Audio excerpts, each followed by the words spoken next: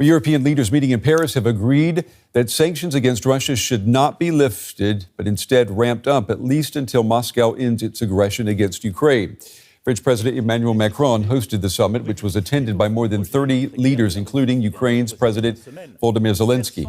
The collective European response comes as Washington has signaled that it wants to ease sanctions. Now, after the meeting, Macron insisted that the U.S.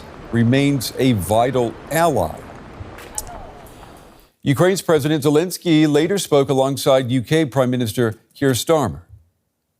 I think that Keir almost said all the outcomes which are very important for us. No lifting of any kind of sanctions until Russia will stop this war. And I think more pressure on it, more packages of sanctions. And everybody, that is crucial, that everybody understood and understand that Russia for today doesn't want any kind of peace.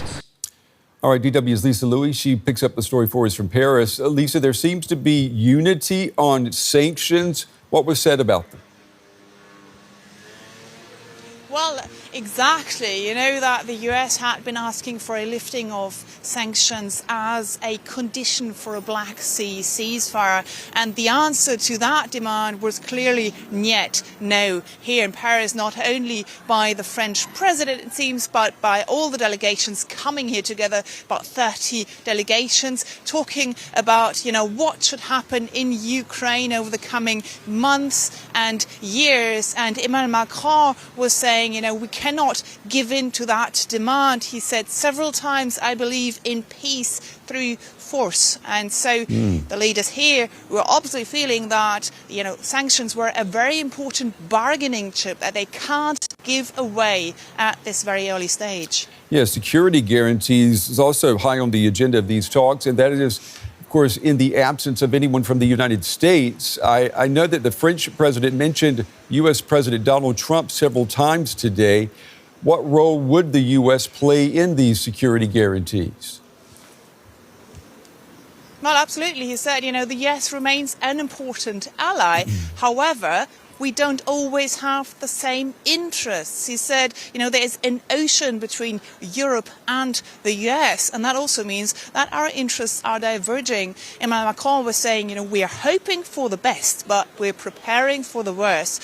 So what he's basically saying is that Europe needs to stand on its own feet when it comes to its own security, when it comes to Ukraine's security. Mind you, the US would probably, at least at this stage, still be part of the long-term plan in Ukraine. They're talking about different kinds of security guarantees, the first of which would obviously be a very strong Ukrainian army. There's a Franco-British delegation that is supposed to go to Ukraine over the coming days and, come up with a plan for the Ukrainian army, a long-term format within 3 weeks. Emmanuel Macron said he was also talking about a reassurance force, so soldiers from countries other than Ukraine that would be sent to Ukraine to so-called zones of peace next to strategic assets, next to big cities.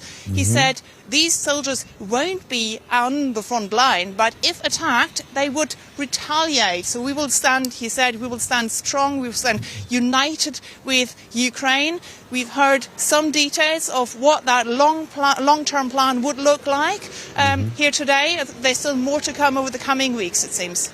And I'm just wondering, though, if we are still in the realm of wishful thinking here. I know that this initiative is led by France and the U.S., or the UK, rather, but not every country is willing to send troops. So how united is Europe?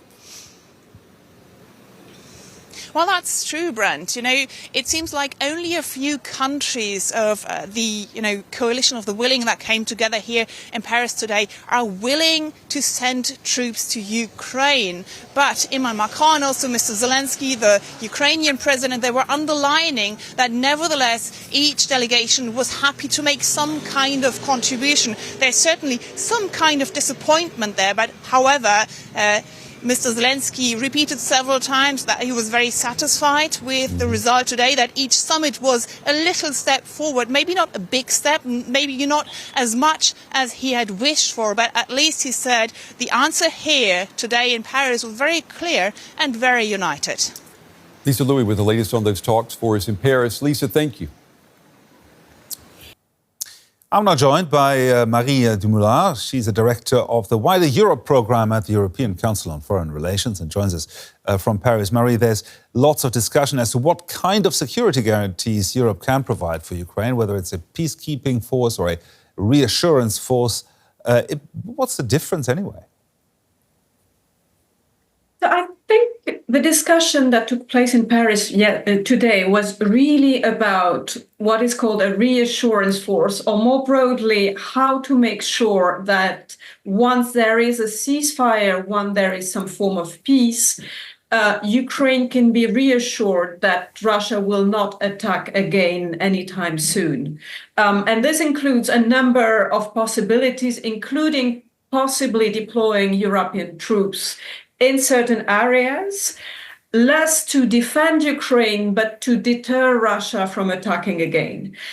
This is very different from a peacekeeping force, which would be deployed along the front line to defend and enforce peace.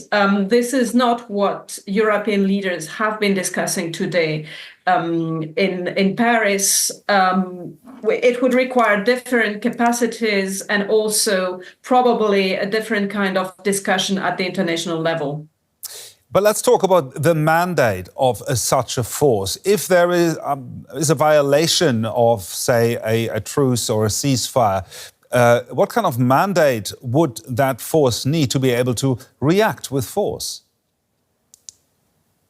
I think the question of the mandate is not part of the discussion currently, because the reassurance force would be there at the invitation of a sovereign country, Ukraine, to deter an attack. So if the force was the target of a Russian strike, there would need to be a reaction, but the force would not be there to automatically react to new offensive actions on Ukraine. That is the job of the Ukrainian armed forces, obviously.